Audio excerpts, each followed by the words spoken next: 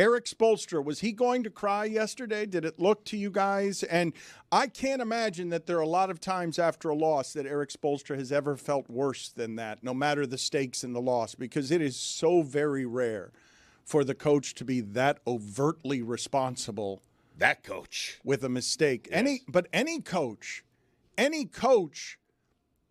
you've got people on your staff that are there to tell you how many timeouts you have. Like, you're paying people for that. In a salary cap sport where things are equal all over the place financially, the places where it is you could get some advantages are, what is your data department? Where are your coaches? What are they doing different than other people? You have people on staff whose responsibility is to tell Erik Spoelstra during timeouts how many timeouts he has left, and at the end of games what the situation is. He doesn't have to keep all that in his head. It is not like somebody did not tell him how many timeouts there were. That's not what happened there. Erik Spoelstra didn't have timeouts, and that's not even by itself.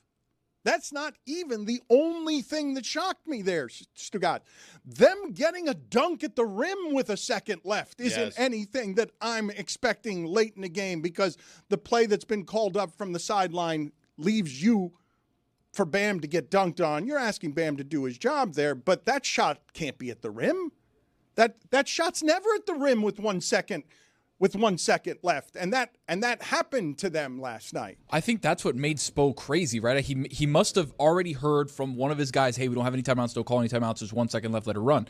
And then he told everybody in the huddle, watch for the back screen, okay? If they throw something at the rim, watch out. Don't be the last guy on defense and get screened where somebody's going to dunk over your head. Then it happened, and then his mind exploded. He snapped and was like, timeout, that's it, that's out. That's right. He did the Spo move of, like, I'm going to walk halfway onto the court, and he's just like, oh, lost it. Well, that's exactly right. Tone, this is what's so rare, and it hurt me to read like the third and fourth paragraph of the story. Him losing it is shocking, though. That coach, that guy losing it in that situation is shocking to me. Stugotz, this one is super interesting to me for a number of reasons. Audience, do you guys know how rage works? Because it'll short-circuit your ass. And he was so mad that there was a dunk on the rim on him on 1 second left. I told you guys, you cannot allow that he absolutely misplaced his mind. But the third and fourth paragraph of every story I read on Erik Spoelstra was voted by his best coach in the league. Voted by his peers by an overwhelming margin. The single best coach in the league. And this is as did not sleep last night. This will haunt him for the remainder of his life. I'm not kidding you. Yes, it will. Billy, what are you making faces about? Do you understand how this human being cares? What are you making faces about? You don't know what it's like to care like this about anything. Billy, this is a coach. The reason this feels so bad is Spo cost them the game. There aren't many times throughout Spo's. It's the 10th game of the season. Oh, the pressure, Billy. But coaches hate it. The pressure of the in-season tournament. Well, I know, yeah. That's now right, the NBA Cup now. It's only a second one. Emirates NBA Cup. Now they're going to have to figure out how we get in the group stage into the teams of 4 and then single elimination. It's on Tuesdays and Fridays and the prestigious Emirates NBA Cup. Let's hear from Spoelstra as he's broken, and you guys tell me if you think he's close to crying here. I just made a serious mental error, there at the end. That's on my, that's on me. I feel horrible about it. There's really no excuse for that. I'm 17 years in. We had talked about it in the huddle. I knew that we didn't have anything. I just got emotional and reactive on that, and I just made a horrendous mistake. I can't ever think of, in basketball, a coach making this type of mistake where they're having this type of sound after the game. Is he getting younger? Why do you say, oh, please, Billy? I heard it through the soundproof glass. This doesn't affect him that much. He'll be fine. I don't understand how this Emirates NBA Cup works. Does anyone? Because, I did a read for it explaining, it's a single elimination tournament. It's Tuesdays and Fridays moving forward. But, then I was looking up, so they're eliminated. They're not going to win the East. It's no, it's the group stage. how does this work? When does it actually start? Because we changed the courts already. So is this the tournament or not the tournament? And when do we get to the single elimination portion of it? It's very similar to the World Cup, where there's a group stage. You play everyone in your group, and then the best 2 records from each group make it into the single elimination portion of the tournament. It's not that complicated. LeBron going for back-to-backs, huh? Yeah, cement his legacy. Billy, do you have answers to your questions? Do you care about the answers to your questions? I was trying to find it last night. I couldn't figure out how this actually works. Nobody likes the courts, right? Nobody likes that, or do people like that? Do people like the courts, the way that it looks? Are you seeing celebration of the colorful courts? Everybody making a lot of Boise State jokes? It feels like just a lot. When you're watching the game, I was watching the Heat Pistons game last night, and I was like trying to look at it, and I was like, I was losing my place. I was looking into the stands. I was looking down. I was like, where am I? It's better than the red last year. The red last year was really bad, Burned too. my cornea. Yeah. Just picture Tony in his living room like, where's the ball? I'm like, what is that Duncan Robinson? You're CeeDee Lamb in the end zone. You need a Netflix warning before it streams on. Be careful with lights in the room. Can't you just do your regular court and put an in-season tournament logo in the middle of it instead of your NBA logo? Cup logo. Then you would know. Yeah, whatever it's called. Call it a day. Yeah.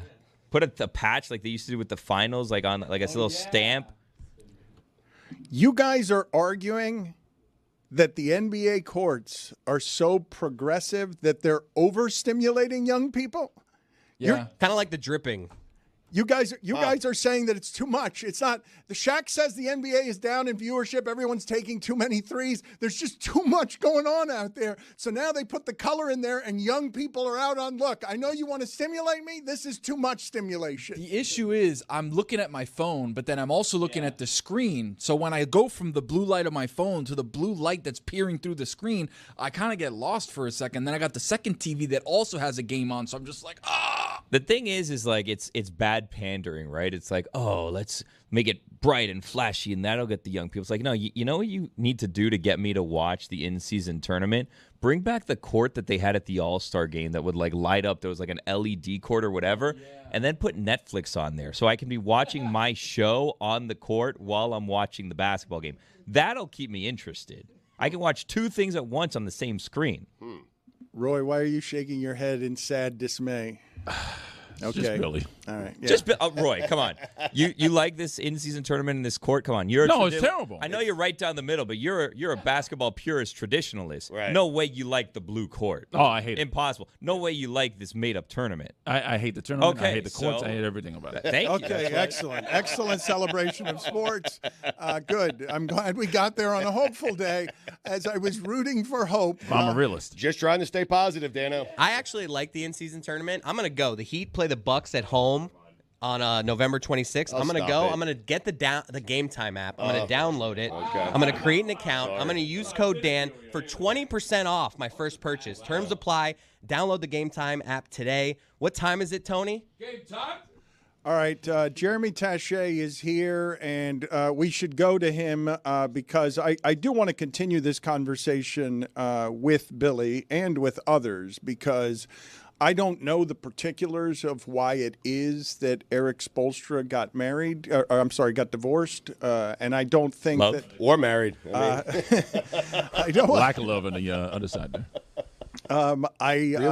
I do think though that those jobs, when you care about them the way that Erik Spoelstra does, makes it very hard for a human being to have any semblance of balance in terms of how it is that they prioritize their time and their time at home because of the demands of the job. And so he cares about what happened last night more than anyone in the world.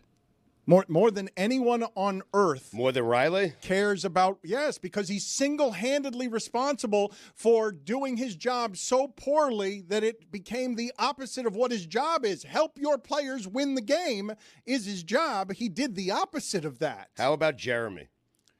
Well, we're going to go to Jeremy now, and I don't think that anyone feels worse in the entire world. I don't know why Billy keeps making faces at me as if Because I'm his wrong players about don't even this. care as much as him. They don't play half the season because they don't feel like playing. No, so why is he going to no. beat himself up over Game 10 They of get the screened regular from season? behind when he told them, don't get screened from Exactly behind. right. It's Game 10. But, Billy, I'm telling you. Get it together. I'm with Dan on this. A coach costing his team a game, that is not the norm for Erik Spoelstra And the fact that he made such a colossal blunder in last night's game is going to stay with him for a while. It is. Yeah, but it shouldn't. It's a regular season game in the NBA where there's 80 of them. He'll be fine. What Get do some you perspective. regard as the most publicly embarrassed you have ever been in your life? Like what?